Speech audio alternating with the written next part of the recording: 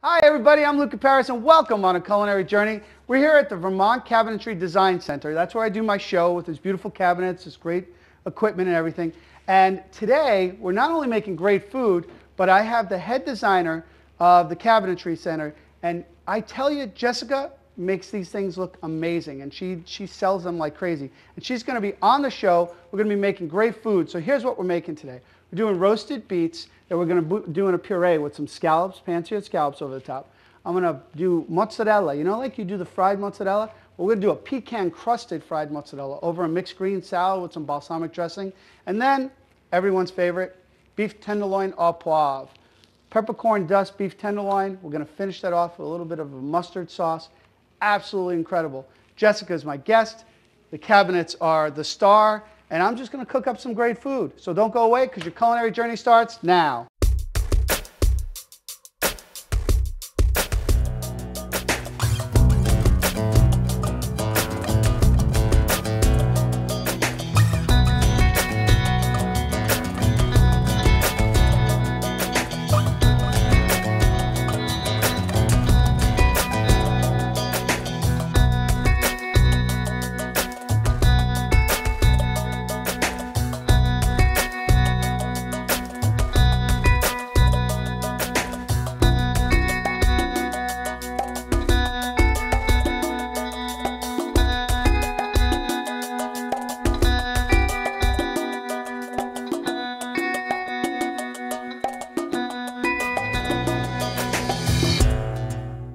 Hey everybody, welcome back to A Culinary Journey. I'm Luca and I promised her, it's Jessica. How you doing?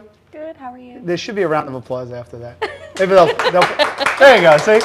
When I say it's Jessica, we'll try that again later on. All right, so we have a lot of food to cook, right? That's right. Tons, and you're gonna help out. I sure am. Or you're just gonna tell me what to do? No, I'll help you. You'll help me? Cool, because I have no clue what we're doing today. Anyway, we're doing roasted beets with scallops. Did I tell you about that? Yes, you did. Roasted beets, scallop puree. No, let's do that, strike that, reverse it. We're going to do a roasted beet puree and scallops. So the first thing I need to do is get my beets cooking. So what I did is I cut them up smaller. And you could cook beets a couple of different ways. You could actually cook the whole beet and then peel the skin. But what I like to do is peel the skin, put the beets in. They're going to cook quicker, chop them up, you know, smaller surfaces, cooks faster. And then we're going to put some vegetable stock in there. Okay, then we're just going to forget that for a while. So we're going to make a roasted beet puree. We're going to add some butter to that, some roasted garlic, and we're going to puree that down, and that's it. Simple enough, right? Easy. All right, so you got to tell me about this. This is, how many years have I been doing it here? 2? 3? A little over 2, I think. 2 at the Vermont Cabinetry Design Center. Even when it moved. That's right. I moved with it. Well, they moved the cabinets first, and then I showed up. But the cabinets, I mean, they were just built for this set, right? Yes. Kinda? Yes. So, tell us a little bit about Vermont Cabinetry while I start getting ready to the next thing we have to do. Okay. Well, they're made in Westminster, Vermont. We have custom, semi-custom, and stock cabinetry for every budget. Try to meet everybody's budget. Nice. Yep.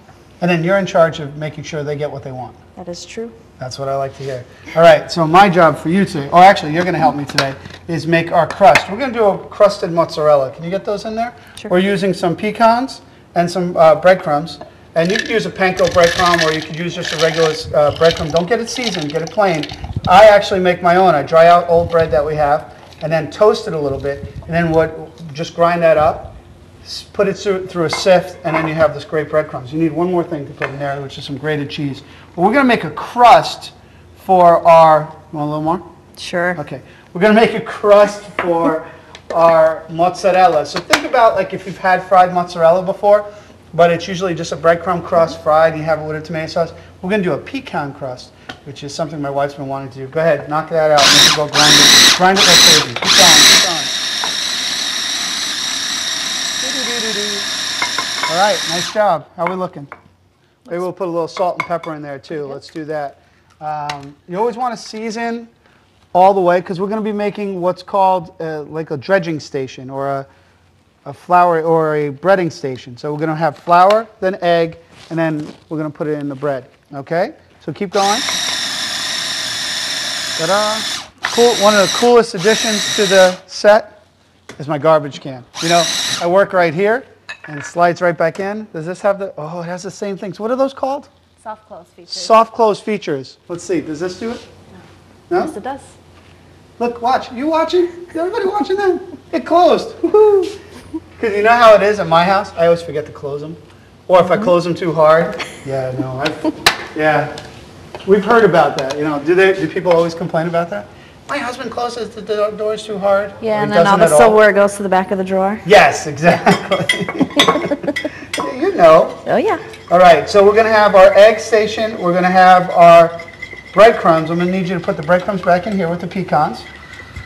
Oh, this is going to be good. Now, if you just did, well, a lot of times I like to toast pecans or any type of nut, whether it's walnut or what have you. I like to toast them before I cook them.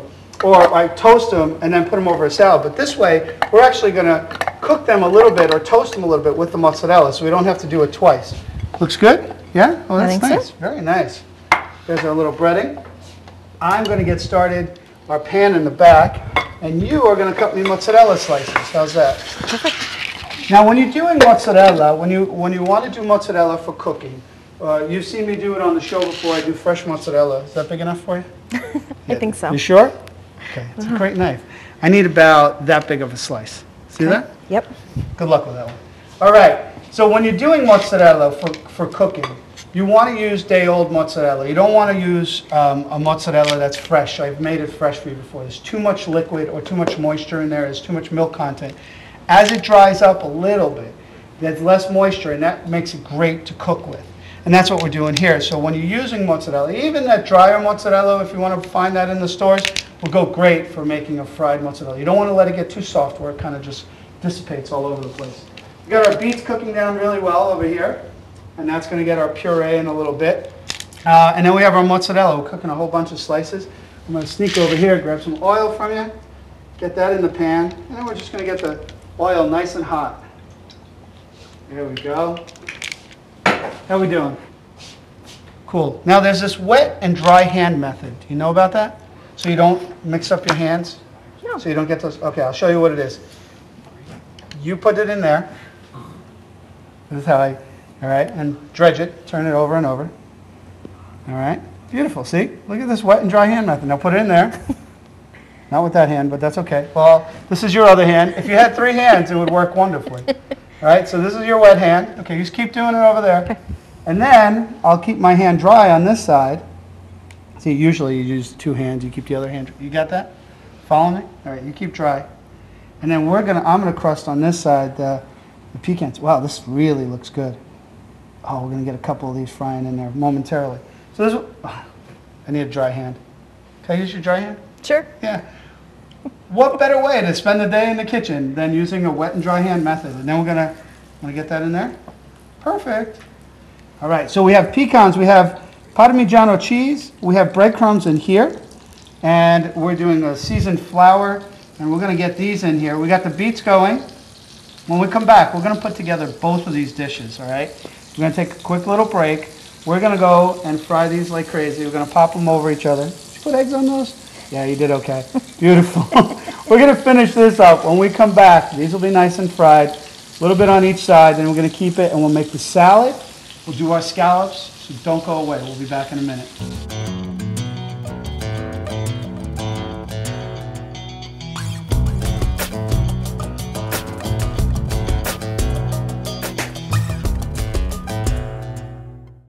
Hey everybody, welcome back.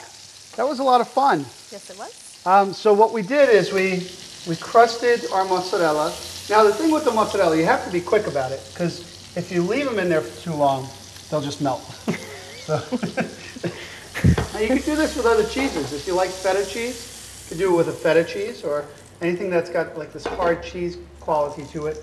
And then you could, maybe brie. Ooh, pecan crust. Oh, now we're talking. Yum. So there's a lot of cool things we can do. So these are our mozzarellas. Let me get the other one over here. We'll put these right there, get ready for our salad. Can you grab us a plate?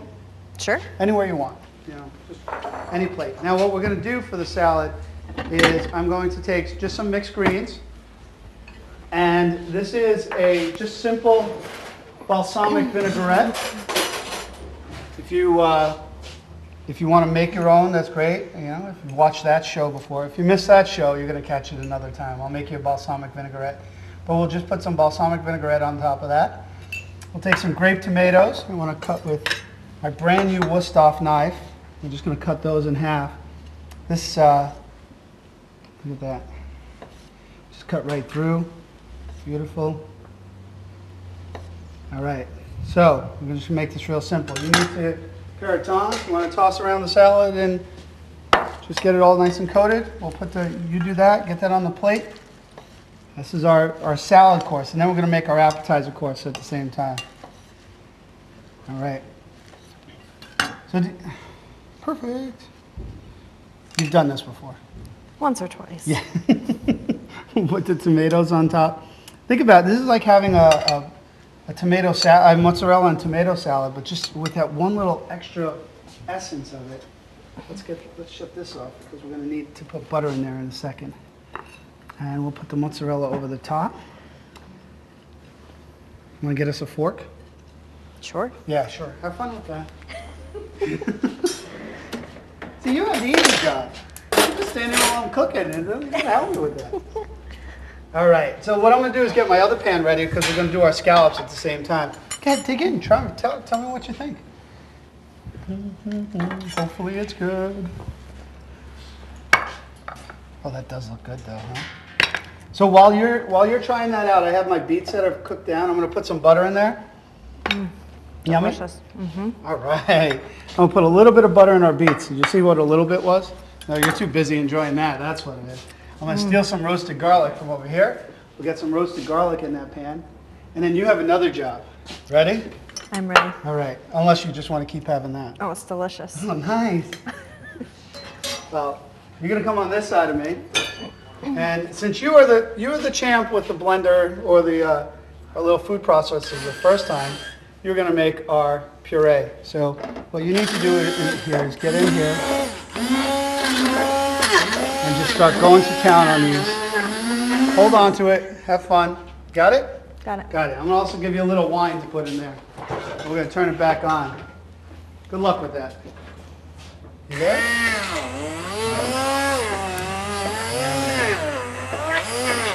So she's going to blend up our roasted beets, and I'm going to make our scallops. I should turn the right pan on. There we go. Now get our scallops in there. Beautiful.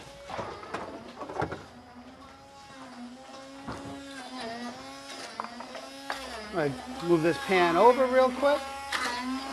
Ta-da. Okay. All right. How are we doing? Are they breaking down? Yeah. We're going to do a little peppercorn crust on our scallops. These are U2030s, which means the weight, the number means the weight. You get a certain amount per pound. And when they're 2030s, you get about 20 or 30 scallops per pound. I like using fresh, dry packed scallops. When you use a frozen scallop, what you get from the frozen scallop is a lot of water. In this case, we're not going to have a lot of water. It'll be nice and packed dry. Let me shut that off for you real quick. Some of them a little bit on the harder side, right? A little bit. All right, we'll get those. Those will get down. We'll get a little oil in our pan. This is why I have a guest. She didn't know I needed the help because it would be almost impossible for me to do that and do this at the same time. Right. I'm going to get my pan nice and hot, and we're going to sear the scallops on each side. Now, scallops, to me, the best way to make them are right around that medium rare, you know, where they're not totally cooked all the way through, and they just have enough give. But if you like them a little more well done, they could get finished in the oven. All right, I'll let you hold off on that. We'll let that cook down just a little bit more, because some of those need a little bit more help. So, and then while we're searing these scallops, let's talk a little bit about some of the things that Vermont Cabinetry does. Now, people, I would imagine, think they only do kitchens. No, But you do other stuff. You do cabinets for everywhere, right? every room, bathrooms, master bedrooms, libraries, offices. We do custom pieces of furniture, including hutches and desks. We'll even do a conference table. Really? Mm-hmm. And now, so it could be islands for a kitchen. It could be just about anywhere you want. If you come down to the design center, you have a beautiful bathroom set up, right? Yes, we do. Yeah, there's an incredible bathroom. It's totally different than anything you've ever experienced in your life. Absolutely wonderful. All right, we're going to sear off those. That's cooking down. That'll be there. By the time we go to break and come back, those will be able to finish up. Right. Because you were really putting your back into that one. That's a good one. Not only, do you see if I have a pair of tongs in there? Or I'm going to have to use these. There we go. No, we're golden. I got one right here. All right. So I'm going to sear each side of the scallop. And this is what we're going to do. We're going to go away real quick. My scallops are searing. We're going to finish the roasted beet. We're going to put that plate together. When we come back, in one segment, we're going to finish off this beef tenderloin. You can't go wrong. So we're going to sear scallops. We're going to let them rest. Puree the beets. Second course, then we have filet. Yum. Yummy. Don't go away because we'll be right back.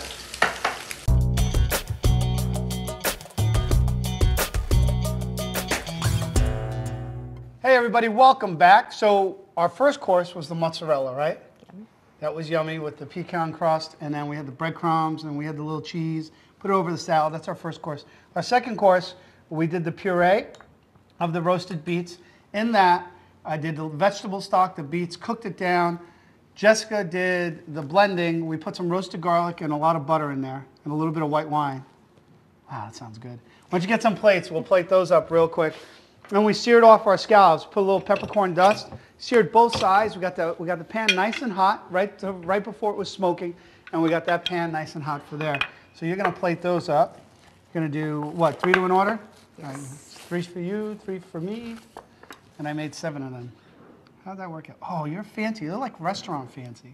And that really is all that is. It's kind of giving you this kind of restaurant feel or restaurant look to it, because you just put a little bit of the beet puree on the bottom, scallops over the top, and if you want, you could actually put greens someplace. But 3 is the number, too. Using odd numbers when you're decorating or you're doing anything, like if a florist will tell you, you always use odd numbers in decorating flowers and things like that. And that on plates, too, really gives a nice little look. One left. I think I'll try it. Oh, great. She's going to have her own. All right. Well, good? Mm-hmm. All right. So we have our scallops with our roasted beet puree. And we'll get to that later. We'll get these out of the way. Now, you can make that beet puree ahead of time, too. You can do it the day before, make it cook down, and then puree it, and then put it in the refrigerator. And you can use it for just about anything. And if it's too thick, just add a little bit of vegetable stock to it. Sounds good? Sounds good. Yeah, I just got you right through that whole bite. All right, we're going to do steak au poivre and beef tenderloin au poivre. And the big thing is that we use beef tenderloin medallions. I cut down my own medallion so I can get myself about a 4-ounce piece, right? I don't like to make like the big filet mignons because it takes forever to cook them all the way through. This, I'm going to get us to medium rare pretty quick, or rare, like I like it. So au poivre means with pepper. Have you ever had steak au poivre? No. No? Au poivre means with pepper, and as you can see, I'm putting a lot of pepper, and that's the idea behind the steak au poivre. I do a little, this is a blend. You could actually buy different blends of peppercorns, and you could blend them together, pulse them in your Robocoo, and break them down, and it just adds so much flavor. We have a little pink peppercorn, Szechuan peppercorn, black peppercorn, and white peppercorn in there that we cooked on down. Get the pan nice and hot. Now, Jessica, do you cook a lot of steak at home? Tons of steak. Tons of steak. Do you let it rest before you cook it? Yes. So you take it out of the refrigerator. Yes. Best thing to do is get these down to room temperature. I want to get my pan smoking hot because I really want to get the sear on the beef, and you'll see that coming up now. But I don't want it to be too hot where I'm just going to burn it. But letting it rest before you cook is really important with steak, as well as letting it rest after you cook it. What this does is it brings it closer to the temperature it's going to cook at. Then when we sear it and we've finished off where we want to be, we're going to let it carry over cook to the end, just like you would do a turkey or a roast or anything like that.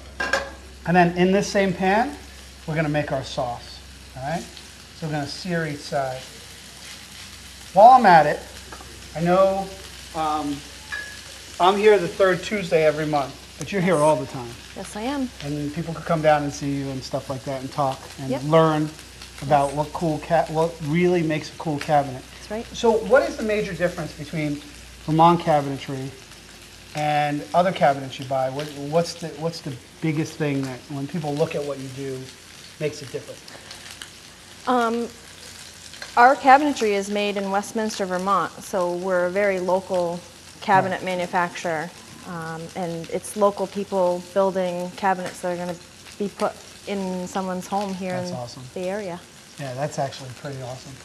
And there's a lot of care and time put into this. I mean, they don't mess around. No, most of the cabinetry takes anywhere between 5 and 10 weeks, depending on the complication of the order and the finish that is on it. That's incredible. Although one of the things that I've noticed is, you know, me, as long as it closes, I've always been happy until I got here and then realized just how much time it's taken to make sure it closes correctly. Yep. That is pretty cool.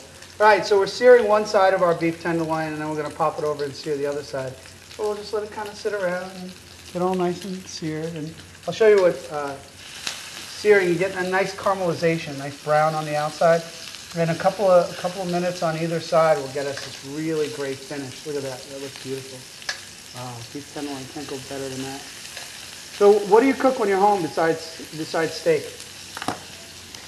It seems like that's it. No, we cook a lot of poultry.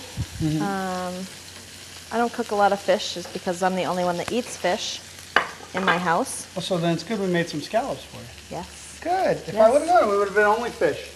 All right. Well, we're going to sear this on either side. What I'm going to do, how do you like your steak cooked? Medium rare. Medium rare? Trying to see which one I get. I did different sizes. So one of the tricks I do at home when I have a lot of different people over and I have to do different temperatures, but I want to cook them all the same. One is start them at different times, but also different sizes. So luckily, since I like rare, I always got the biggest piece, which is a perfect way to do it. The well-dones in my family always got the smaller pieces, and I would give them a couple. But when you would want to cook it at all the same type of steak, and you want to cook at different temperatures, great way to do it is do different sizes. Now, how do you usually tell when it's medium rare? Do you test? I kind of push down on it. If it still feels a little spongy, it's usually pretty good. There's a couple of different ways to test. One is the push test. And that also corresponds to your hand. Did you ever hear about that? No. Your hand is like a steak. Lee, don't get excited. I see him chomping on his hand right now. So anyway, your hand is like a steak. This is rare. This is medium. And this is well done. So where you press gives you it gives you that same feel. So until you actually get that down, you didn't get that, did you? Yeah, I know. That's okay. You almost got it. But anyway, so this is my rare one. That's for me. I'm going to give you this one. Maybe one of these two will be medium rare. But we're going to let them rest, and then we're going to let them finish cooking on their own. All right. So by resting, what they're doing is, or repose, as they say in French. How fancy? Very fancy. As it's resting, the juices are going to come back into the steak, because right now if we cut it open, they would just all run, and we don't want that to happen. While we're doing that, in the same pan, we're going to add shallots. Now, a pepper-crusted steak or a pepper-crusted filet, one of the things about it is it gets really spicy. I mean, you got all this pepper, right? So we got to play off of that and kind of take away that. Can I borrow your brandy? This is actually her brandy. She brought it in with her. So we got the shallot. No, it's not. No. We got the shallots cooking into the meat and all the juices that were in there, and we're getting all that flavor. Then we're going to take the brandy. We're going to pull away from the pan. She always gets nervous when I do this on her set. And no, we're not going to let it flambe. See, no flambe. We're just going to let the brandy reduce. And what we want to do is, you're not going to reduce out all the alcohol. What you're just doing is letting that bitterness of the brandy right off at the bat, letting that kind of evaporate, and we're letting that go away. And then I'm going to add, most recipes will call for a veal or beef stock. What I use is a beef demi-glaze. That's a beef stock that's been reduced down again and again and again. And we're going to just kind of let those go together. Now, I don't have to salt and pepper this or season this at all. Why? Because it's pepper. It's enough pepper. Yeah, now we just want to let that kind of reduce. Now, you did say, one thing you did say is that you can design something for someone, yes, but you do have in-stock stuff, or stuff that fits almost everywhere. Yes, it's not not technically an in-stock. It's a stock cabinet, meaning it's standard sizes, right, and it's not a product that we actually make in Westminster. It's just to hit the lesser budget, but right, it's still an excellent quality product. Well, that's perfect. So you're able to take care of everybody's needs at all points. Absolutely. Cool. Well, we're going to let that, we got the sauce kind of reducing down. We're just going to add a little bit of butter to that sauce. You know my little bit of butter, right? It's always a lot of butter. And we're going to, this is called Monte Bor, another French term, because when you do au poivre, you have to come up with French terms to make yourself seem fancy. But what this really is we're just reducing butter into the pan, and the sauce with the drippings of the beef and the pepper and the shallots and the brandy. Oh. Smells delicious. Yeah, I thought so. How about you go get us a big plate, a couple of big plates each, one for me, one for you, and we'll knock this out real quick. The last thing I want to do to this, we're going to turn up the heat on our sauce. Last thing I want to do to this is add a little Dijon mustard. It's one of the touches that I love to do in our poivre. It's going to give it a little bit of tanginess, this bite that comes from a different point of view than the pepper does. And really it's something that when you're putting food in your mouth, you really want to get experiences on all parts of your palate, and experiences that make you go, wow, I didn't know that was coming. Or wow, this is great. That's exactly, it's like having a cabinet. I didn't know my door would do that. I always bring it back to you, you know that. All right, so we're going to thicken our sauce with our mustard, and I use a Dijon mustard. Look at that, it looks nice, right? I think we're all set. We're going to get, which one was yours? Oh, we'll go with that one. That's for you, that one's for me, and we'll get a little spoon. We'll get that over us. Where's my spoons? There we go. Just put a little bit of sauce on our plate. I think that's it for us today, Jessica. How do we do? Excellent. Something you want to make at home sometime? Definitely. All right, beautiful. Well, that's for you, that's for me. Oh, I cannot wait to dig into this. I will give you a knife. Ta-da! Thank you. And a fork, and we will say goodbye and enjoy our steaks. Thank you for joining us on a culinary journey. I hope you had a great time. We did. We're going to eat, well, mine's really nice. Oh, look how nice mine is. Oh, delish. Oh, we're going to have a good time. Thanks for joining us, and we'll see you next time on a culinary journey. Thank you. Cheers. Cheers.